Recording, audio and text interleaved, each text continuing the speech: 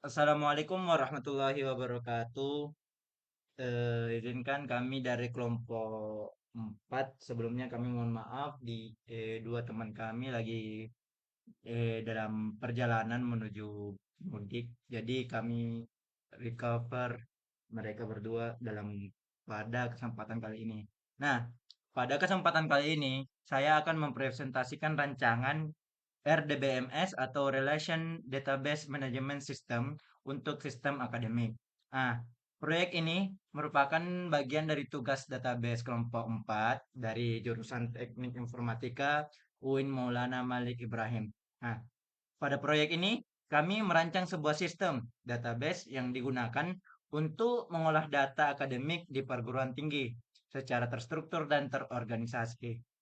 Nah, database ini menjadi komponen yang sangat penting dalam sistem informasi akademik karena hampir seluruh aktivitas karena hampir seluruh aktivitas akademik bergantung pada pengelolaan data seperti data mahasiswa, mata kuliah,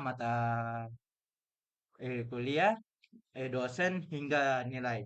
Nah, melalui perancangan RDBMS ini, kami mencoba membuat struktur database yang mampu menyimpan, mengelola, serta menghubungkan berbagai data akademik secara efisien di lingkungan perguruan tinggi. Dengan adanya rancangan database yang baik, sistem akademik dapat berjalan lebih efektif dan memudahkan proses pengolahan informasi di lingkungan perguruan tinggi. Next. Nah, pada era digital saat ini, perkembangan teknologi informasi telah membawa perubahan yang sangat besar dalam berbagai bidang, termasuk dalam dunia pendidikan. Nah, perguruan tinggi ini tidak lagi hanya mengandalkan sistem manual dalam mengelola data akademik, tapi pada saat ini hampir semua institusi pendidikan membutuhkan sistem informasi yang terkomputerisasi agar pengelolaan data menjadi lebih cepat, akurat, dan efisien. Nah, jika data tersebut tidak dikelola dengan sistem database yang baik, maka akan muncul berbagai masalah seperti terjadinya duplikasi, ketidakkonsistenan informasi, dan lain-lain. Oleh karena itu, diperlukan sebuah sistem database yang dirancang secara terstruktur menggunakan konsep RDBMS sehingga dapat meminimalkan redundansi data, menjaga konsistensi data, serta mempermudah proses pencairan pengelolaan serta pengelolaan informasi akademik. Next. Nah, pada bagian ini ditampilkan beberapa komponen yang terdapat dalam sistem akademik yang kami rancang. Komponen-komponen di bawah ini merupakan bagian penting dari database karena masing-masing menyimpan jenis data yang berbeda namun saling berhubungan. Komponen pertama dapat kita lihat adalah users. Users ini merupakan tabel yang menyimpan akun pengguna yang dapat mengakses sistem. Dalam sistem akademik ini, pengguna dapat berupa mahasiswa maupun dosen. Data yang disimpan pada bagian ini biasanya berkaitan dengan informasi login. Contohnya itu username, password. Sedangkan komponen kedua selanjutnya adalah mahasiswa. Nah, bagian ini menyimpan informasi identitas mahasiswa yang terdaftar dalam sistem akademik ini. Data yang disimpan dapat berubah nomor induk mahasiswa, nama lengkapnya, dan lain-lain. Selanjutnya, komponen yang ketiga, ada dosen. Nah, tabel dosen ini berisi informasi mengenai tenaga pengajar yang terlibat dalam kegiatan perkuliahan. Data yang disimpan meliputi identitasnya dosen itu, serta hubungan dosen dengan mata kuliah yang akan diajarkan. Selanjutnya, komponen keempat ada itu mata kuliah. Bagian ini menyimpan informasi mengenai mata kuliah yang tersedia dalam sistem akademik. Informasi tersebut biasanya kode mata kuliahnya, nama mata kuliahnya, jumlah SKS-nya berapa, serta dosen pengampunya siapa. Komponen selanjutnya ada semester. Nah, semester ini digunakan untuk mengatur periode akademik. Misalnya semester apa ini, ganjil atau genap. Datanya biasanya berisi seperti pengambilan mata kuliah atau pemberian nilai. Komponen terakhir ada KRS atau Kartu Rencana Studi. KRS ini merupakan bagian yang menyimpan data. Oke, next. Adapun beberapa struktur tabel database ini yang dapat kita lihat, saya pampangkan saja secara langsung. Nah, dengan struktur tabel seperti ini, database dapat menghubungkan berbagai data akademik secara sistematis. Nah, primary key digunakan untuk mengidentifikasi data secara unik, sedangkan foreign key digunakan untuk membuat relasi antar tabel sehingga dapat saling terhubung dan mudah diakses melalui query database. Selanjutnya,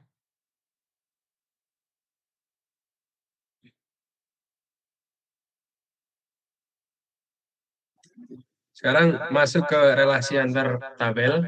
Nah, database menggunakan primary key dan foreign key untuk menghubungkan tabel-tabel yang saling berelasi, menciptakan struktur data yang konsisten dan efisien. Misalnya, tabel mahasiswa memiliki hubungan dengan tabel prodi atau program studi. Artinya setiap mahasiswa pasti berasal dari satu program studi tertentu. Kemudian ada tabel mata kuliah yang berisi daftar mata kuliah yang tersedia. Selanjutnya, terdapat tabel KRS yang berfungsi sebagai penghubung antara mahasiswa dan mata kuliah. Di dalam tabel ini tersimpan informasi mata kuliah apa saja yang diambil oleh mahasiswa pada semester tertentu. Dengan adanya relasi antar tabel ini, data dalam database menjadi lebih rapi, tidak terjadi pengulangan data, dan informasi dapat diambil dengan lebih mudah. Relasi seperti ini merupakan konsep utama dalam database relasional seperti MySQL. Nah, untuk implementasi pada MySQL-nya, di sini udah terpampang codingannya. Pada bagian pertama itu terdapat perintah dasar dalam pembuatan database, yaitu create database dan use system. Use ini untuk menggunakan database yang telah dibuat tadi, sistem ini. Terus setelah database dipilih, langkah berikutnya adalah membuat tabel. Tabelnya bisa di sini, create tabel dengan nama prodi. Dengan primary key, ID prodi, yang auto increment, yang memungkinkan nilai ID bertambah secara otomatis setiap kali ada data baru yang dimasukkan. Terus terdapat kolom kode prodi ini yang termaksud yang unique, type unique, dengan tipe varchar yang digunakan untuk menyimpan kode program studi. Kolom ini memiliki aturan unik sehingga tidak boleh ada kode prodi yang sama. Dan yang terakhir, nama prodinya, yang berfungsi untuk menyimpan nama program studi, misalnya seperti sistem informasi atau teknik informatika. Nah, pada bagian kedua ini, contoh query join. Query ini digunakan untuk menggabungkan beberapa tabel yang saling berhubungan dalam database relasional. Nah, pada contoh tersebut, data yang ditampilkan adalah nama mahasiswa, terus mata kuliah, dan semester. Data tersebut diambil dari beberapa tabel, yaitu tabel KRS, tabel mahasiswa, tabel mata kuliah, dan tabel semester. Proses penggabungan dilakukan menggunakan perintah join ini. Jadi akan bergabung ke KRS ID mahasiswa. Ya, yang menggabungkan tabel berdasarkan relasi ID yang sama. Dengan menggunakan join, sistem dapat menampilkan informasi yang lebih lengkap meskipun data tersebut berasal dari tabel yang berbeda. Dengan demikian, penggunaan query join dalam database relasional sangat penting untuk mengintegrasikan data sehingga informasi akademik dapat ditampilkan secara lebih lengkap dan terstruktur. Sekarang masuk ke manfaat sistemnya. Yang pertama ada efisiensi pengolahan data.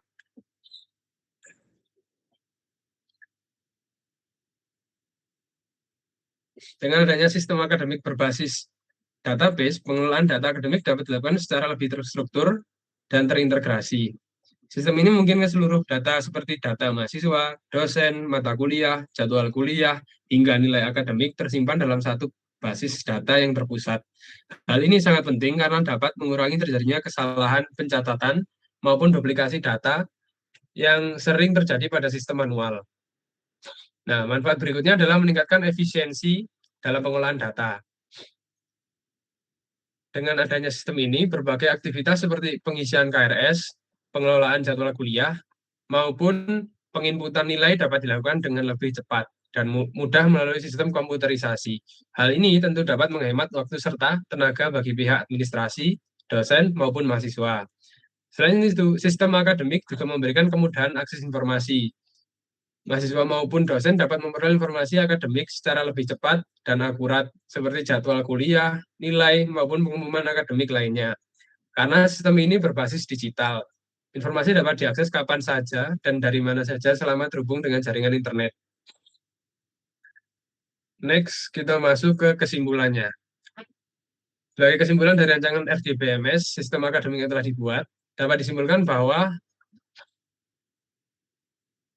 database ini terdiri dari beberapa tabel utama yang saling terhubung melalui relasi, memungkinkan pengelolaan data yang akademik dilakukan secara efisien dan terorganisir. Melalui perancangan FDBMS yang baik, data akademik dapat disimpan secara terstruktur, terorganisasi, dan saling terhubung melalui relasi antar tabel. Hal ini memungkinkan sistem untuk mengelola berbagai informasi akademik seperti data mahasiswa, dosen, mata kuliah, jadwal perkuliahan, hingga nilai dengan lebih efektif. Selain itu, penggunaan sistem berbasis database juga mampu meningkatkan efisiensi pengelolaan data, mengurangi kesalahan pencatatan, serta mempermudah proses pencarian dan pengolahan informasi akademik. Dengan sistem yang terintegrasi, seluruh aktivitas akademik dapat dikelola dengan lebih cepat, akurat, dan transparan. Oleh karena itu, rancangan RDBMS sistem akademik ini diharapkan dapat menjadi dasar dalam pengembangan sistem informasi akademik yang lebih modern dan terkomputerisasi, sehingga mampu mendukung kegiatan akademik di lingkungan kampus secara lebih efektif dan efisien. Sekian dari kelompok 4.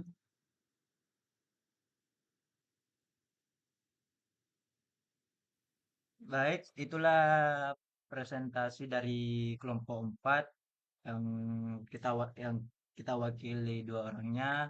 Kurang lebihnya kami mohonkan maaf. Wabillahi taufiq wal hidayah. Assalamualaikum warahmatullahi wabarakatuh.